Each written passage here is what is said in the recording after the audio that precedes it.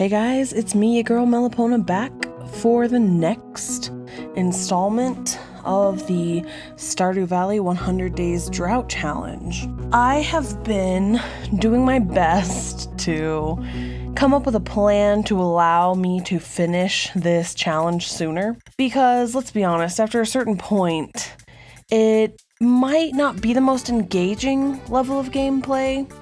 However, I do want to detail out different strategies that I might be using the whole time. Personally, I'm just dying to know what my score is.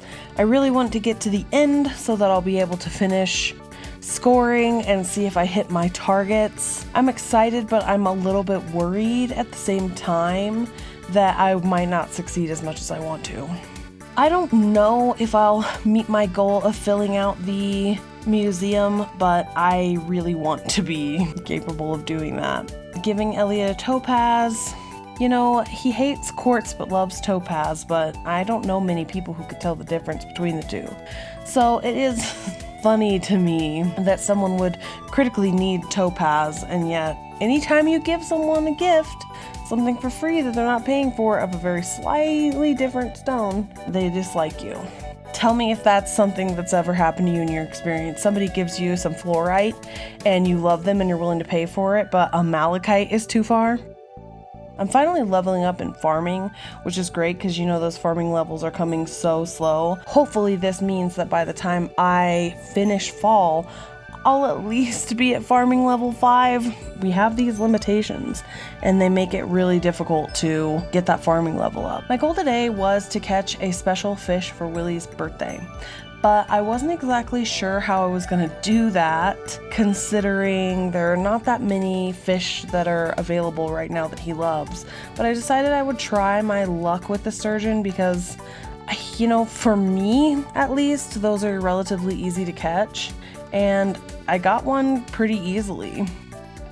So what I'm going to do here is I'm going to be using some of my farm's fallow field space, try saying that 5 times fast, to plant a bunch of different types of trees, specifically pine trees, because I always have tons of pine cones, and it doesn't really matter because I'm just doing it to grow the trees to try to get my foraging level up. And I was able to just kind of squeak it out there at the end of the day, planting a little, I think it's like a 12 plot, and then I eventually decide I'm going to plant some more next to it. I am going to go back through and I am going to track how much money I've made during the entirety of this challenge.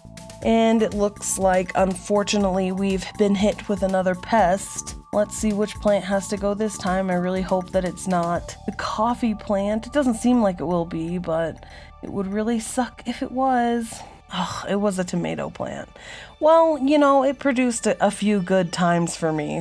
Tomatoes grow pretty well up here. Most people in our area use greenhouses. They use grow domes. And these grow domes are kind of like a marker of what Pagosa looks like. I think I've talked a bit before about how we have geothermic grow domes by the main river, but individuals can buy them too. They're kind of expensive for what they are. They're not particularly better than regular greenhouses, but because we have such a local culture of the grow domes, I think people like to have them because it kind of fits in with the look of the town. I think they're a little bit, maybe this is unkind of me, but I think they're a waste of money a little bit. There are some benefits of grow domes over greenhouses, particularly up here. Regular greenhouses, you can think of them as like a season extender. So up in the mountains, high altitude, drought ecotone, we've got lots of problems with short growing seasons. Certain crops can't withstand even being grown such a short amount of time. They need a longer growing season. Enter a greenhouse. It extends growing season so that you can make something like cabbages more viable. On the other hand, grow domes allow you to grow all year round. So they're not just a season extender, they actually support plant growth all year round, making it a bit easier to plan. But it does also, from a top-down view, show that grow domes aren't really working with the seasons. You have to plan them with their own architecture and their own idea. You've got to get your own schedule for grow domes. Another key that's really important about grow domes is that they can withstand a lot of snow. It's snowing right now, coming down. It's magical, but we're talking 2 feet in one night. And I know you guys may not think about this kind of consideration, but almost every single thing up here is built to withstand just tons and tons of weight, to bear the extra weight of snow. Greenhouses with their traditional canvas or even sometimes glass structures aren't built to withstand that much extra load to bear. Grow domes, however, because of their shape and their design, can bear that much snow. I don't think they're like infinitely load bearing or anything, but it's certainly a lot safer. So I'm not saying that it's like the worst thing that you can do with your money, but for the benefits that you get, yeah, I think it makes a lot of sense here in the area. The greenhouse in Stardew Valley would certainly not work as well up here as a grow dome would. So somebody let me know if there's a mod or something that can reimagine the greenhouse into a traditional grow dome shape, because the inside would function a lot more like grow domes, right? But it's the outside and that shape and that snow bearing that would be different. Which brings me into another point here regarding the finite seasons of Stardew Valley. And one of the things that I find really interesting about seasonality and drought is that in most places you have a rainy season off and on. Like when I was growing up in Illinois, breadbasket of the world, it's so fertile in Illinois that you could spit out a watermelon seed in the summer and grow something. Like the land and the soil there is just so absolutely fertile that you don't need to have a green thumb in order to make something work, which is, quite a bit different than it is up here in our very harsh mountainous season. Technically, in our southern Colorado ecotone up here, we have a monsoon season, okay? We have a spring-ish monsoon season where we get a lot of rain in like a 2-week period. And then we have a winter counterpart where we get a lot of snow. The key differences between this, the way a monsoon season works versus the way that a normal rainy season would work, is that first and foremost, it's not wet. Snow is still a dry season. I just got a starfruit. I totally forgot that I unlocked level 100 in the mines like days ago. It's strange, but the taste reminds you of water. Yeah, I would say. Favorite thing. Snow and water evaporate so much faster up here because of the altitude and the difference in pressure. It's so dry, you have to have humidifiers, you have to drink water all the time, or Gatorade, or some other type of like electrolyte drink. And people who come up here don't often realize that. They're often in this scenario wherein they can get altitude sickness or just severe dehydration because they don't realize how much water is leaving their body at any given point in time. So you have a dry monsoon season. The monsoon season that we experience in the winter isn't for the soil, it's not for the ground, it's for the mountains. We need the snow to land in the mountains. And once we get that snowpack, we hope that it reaches a certain percent and we hope that it maintains that percentage for enough time in order to get us through to the next year. So seasonality and drought. I have lived in climates before where, like I said, I lived in central Illinois for a long time, where the seasons were a little bit more rigid, like they are in Stardew Valley, where you've got a discrete spring, a discrete summer, and then a discrete fall and winter. However, due to climate change, this is becoming less and less regular and less reliable. And what does it mean when growing seasons change? What does it mean for an environment? What does it mean for an ecosystem? What does it mean for an ecotone when seasons are no longer predictable? Well, let's think about it this way. Back in the past, people spent ancient peoples, and even recently, pre-industrialization, humans spent a majority of their time tracking the flow of the seasons. Like, let's just take like ancient Egypt as an example. The flow of the Nile and the silt and the flooding season and the dry season, these were meticulously calculated. These concepts were the difference between life and death. I think today we tend to feel an abstraction from that. Maybe people aren't tracking it as hard. Maybe the layperson may not think about something like, well, our watershed this year was a bit low, or our snowpack is a bit low. Somebody may not think that. They're just going to the store and buying their stuff. But farmers are certainly thinking about it. People who understand agricultural ecosystems and how they relate to the economy are certainly thinking about those things. Now, we have far more sophisticated ways to track it, but unfortunately, we do not have as many ways to solve the problems as we do to track them. Let me give you an example of what an extra hot growing season would look like. So consider California. One of California's most important crops is undoubtedly grapes. Grapes specifically being made for wine. Because California has been experiencing heat waves for the past 2 decades or so, but ramping up within the past 5 years certainly, grape growers, winemakers and grape growers have been rushing to pick their grapes before high heat can cause damage. Now, why is that important? Grape skin. I feel like I'm getting so anal about this kind of stuff. The skin of grapes is what makes wine. Okay, except for with very few exceptions. So any damage to the skin, high heat, sun damage, basically ruins the crop. Now, this is a highly simplistic way of putting it. But what else do we know is another factor that occurs because of heat waves. Wildfires. It's very common for wildfires to break out. I know we've seen this tragedy throughout Australia back in 2020, but really continuing on the West Coast in America. The seasonal wildfires that we get have been lasting longer and have been occurring earlier in the season, before the grapes have been able to be harvested.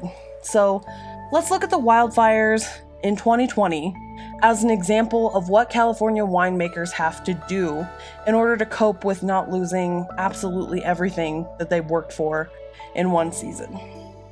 So there is a type of wine that is made without the skin. Does anybody know what it is? It's rosé. Rosé all day. Rosé wines are made from just the sweeter part of the pulp. Why would somebody want to make a wine without the skin? Well, traditionally it's just to create a different flavor profile, but what if your entire grape harvest gets smoked out by wildfires? It doesn't burn down, but the lingering smoke gets into the skin, and you try to make any other wine with it and it just tastes like a campfire. Well, that's exactly what happened to winemakers. Large winemakers weren't able to adapt as easily to this. However, smaller batch winemakers, of which there are many dotting the California area, they were able to swerve by making rosés from the 2020 crop that they had.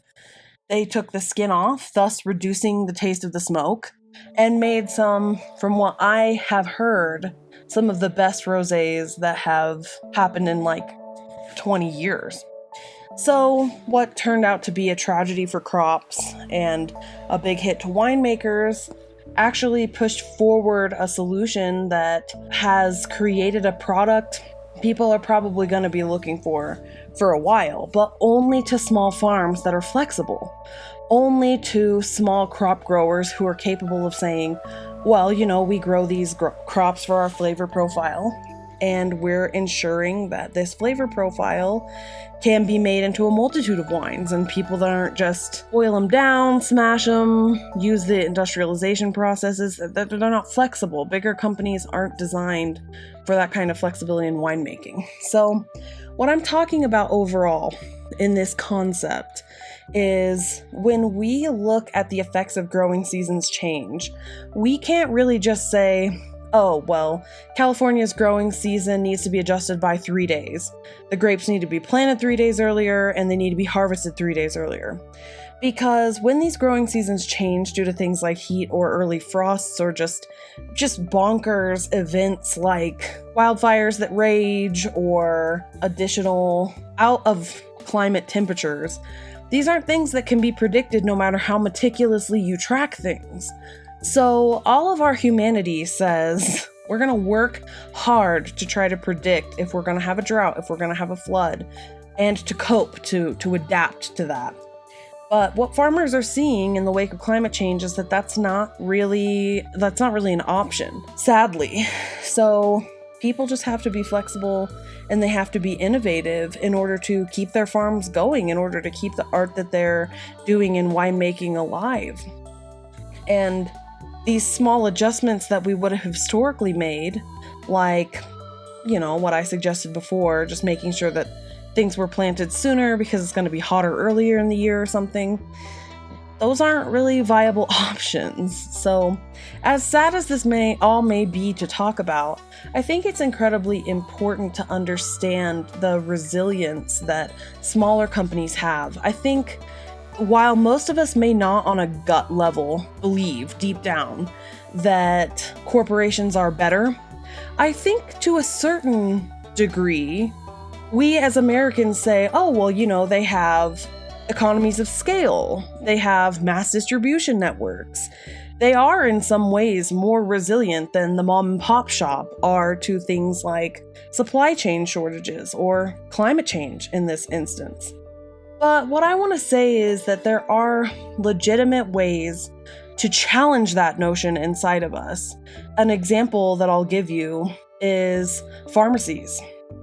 So big pharmacies, CVS, Walgreens especially, they actually work hard to make it harder for mom and pop pharmacies to get the prescriptions from the doctors to the individual. And the reason that they do this is because they want the business. They want to make it seem like the mom and pop shops are unreliable comparatively to them. And I think we tend to think, oh, well, that's fine because that doesn't really affect the price at the end of the day. And maybe if it does, it's like a factor of 20 cents, and the benefits of them being able to do that with their economy of scale kind of negates that, so we can still get our drugs just as quickly.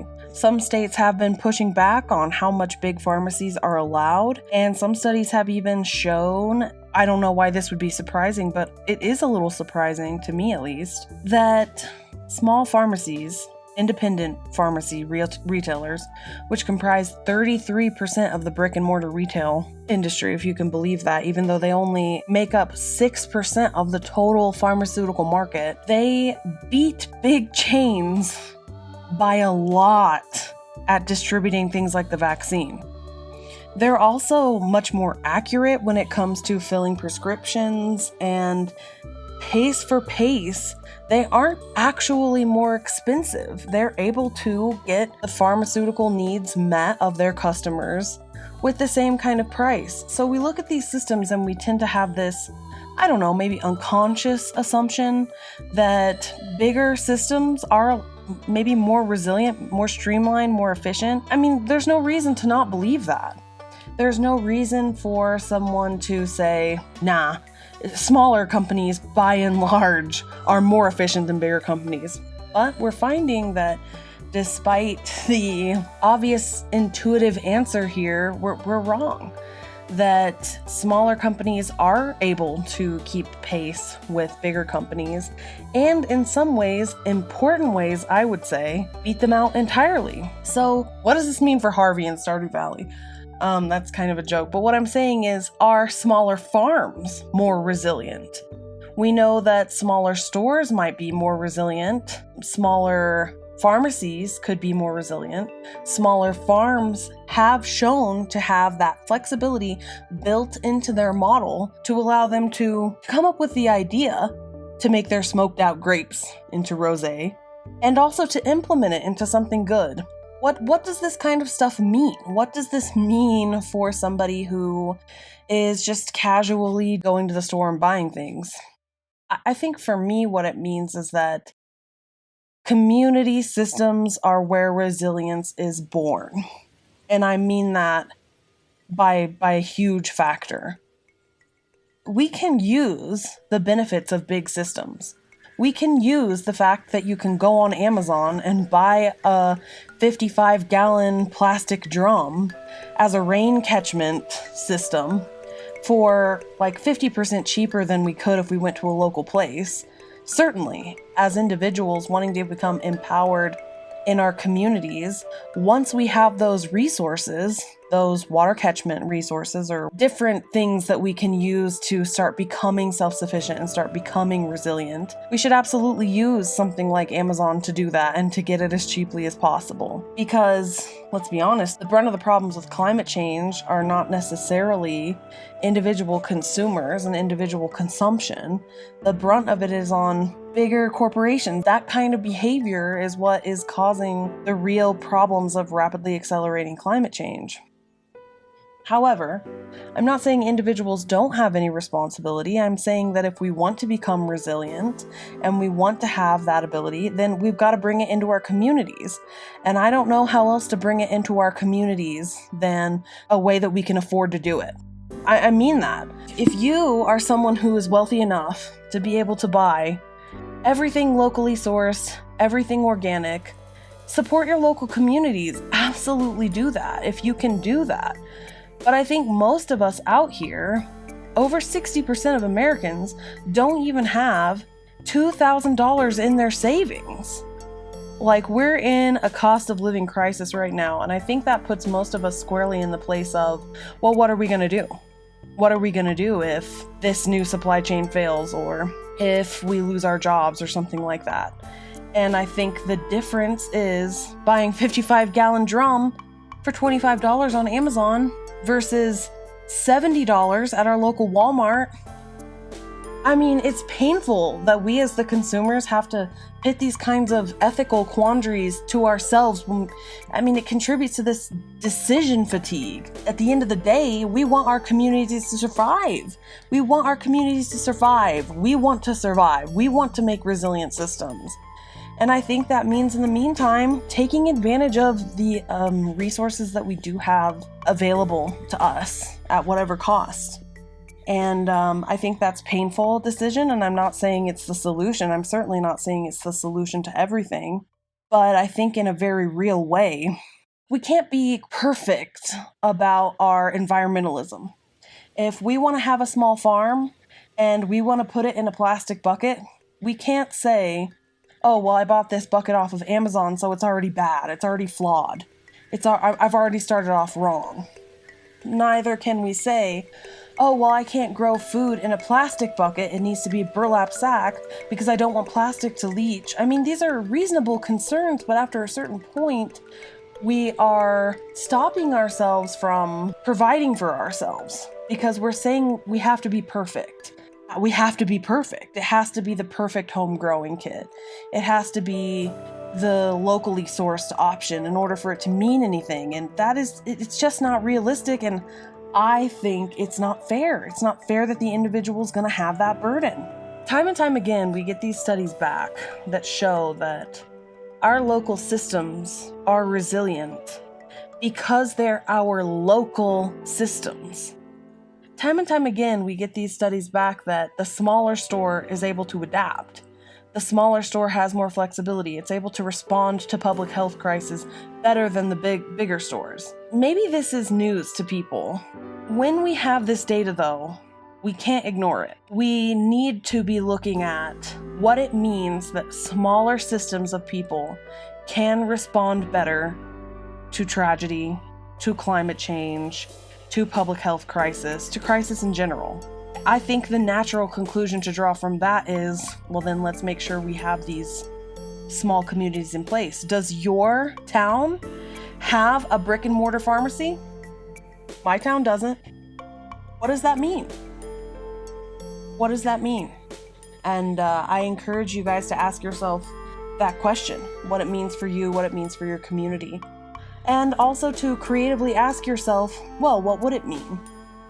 I'm sure you are all faced with these consumer conscious purchasing conundrums, we'll call it. I'm sure you're all faced with it. I'm sure you feel that same guilt. I'm sure, like, our town doesn't have a recycling program at all. I'm sure the pain that you feel as a consumer taking the trash out again or every day, I'm sure that this guilt hasn't bypassed you. And even if it has, you might be surprised if you did some introspection on just how much it might be subconsciously affecting you and your community. But what I'm saying is, we can't pretend that we as consumers can be perfect. The carbon footprint of an individual is a guilt mechanism and a myth. If you want to follow the facts to creating a drought-resilient farm wherever you're living, or a winery, or a pharmacy, the bottom line for you is going to be, it doesn't have to be perfect, but it does need to exist. That's empowerment. I think the existence of the option to go to a brick and mortar local independent pharmacy, a local independent bookstore, a local independent farm and seed store. I think these are community empowerment, individual empowerment.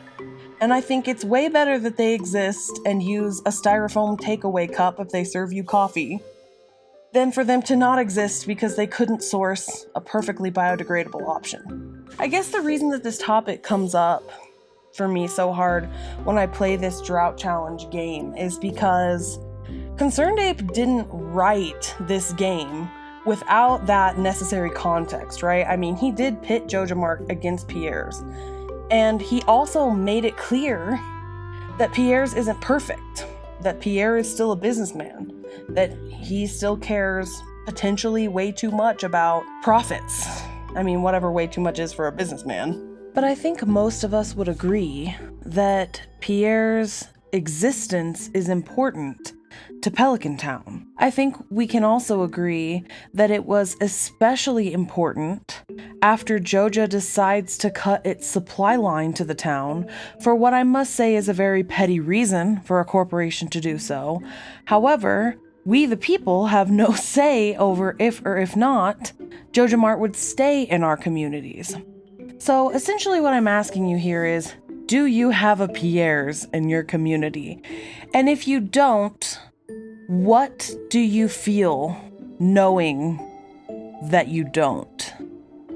Regardless of where you fall on the spectrum of your community having what it needs to be resilient, I hope that this drought challenge playthrough can show you a different perspective on what it means to a community to have access to these different businesses. Personally, I believe that having access to these types of businesses is so important that the businesses themselves shouldn't even be required to make a profit in order to exist.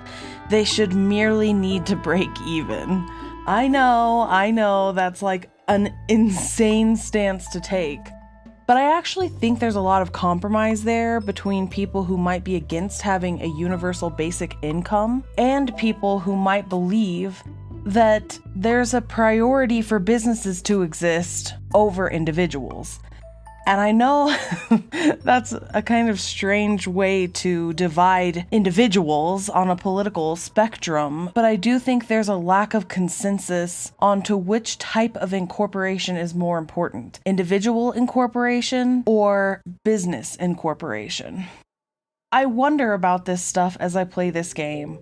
I wonder about this stuff as I look out at my community, as I hear some of my commenters reaching out to me and telling me that their communities are like mine or that they actually haven't heard these perspectives before. I think about this kind of stuff deeply, and I genuinely and in good faith curiosity am just asking you to ask these questions of yourself. I realize that this is a bit shorter for my videos. It's actually been really difficult for me to edit. As I've mentioned briefly before, I do have multiple chronic illnesses, and editing can be difficult. I'm hoping in the future I'll have more efficient tools that can help pick up the slack for me when it comes to this. What I plan to do is finish the fall and show you guys most of that, and then do a really quick speed through of the winter and do a decent portion of the episode explaining my scoring for the challenge. Thank you so much for bearing with me. Thank you for reaching out to me and encouraging me to continue editing. It's truly something that I live for. As always, it's me, your girl Melipona, here with the latest installment of the Drought Challenge. I hope you guys enjoyed this. I hope you are still enjoying it. And I hope that I'll be able to present you guys a finished series, start to finish, about this Drought Challenge. And I hope that you'll be inspired to play the game for yourself, try the challenge out, all the rules, all the mods that I use, it's all linked below. And as always, this is the end.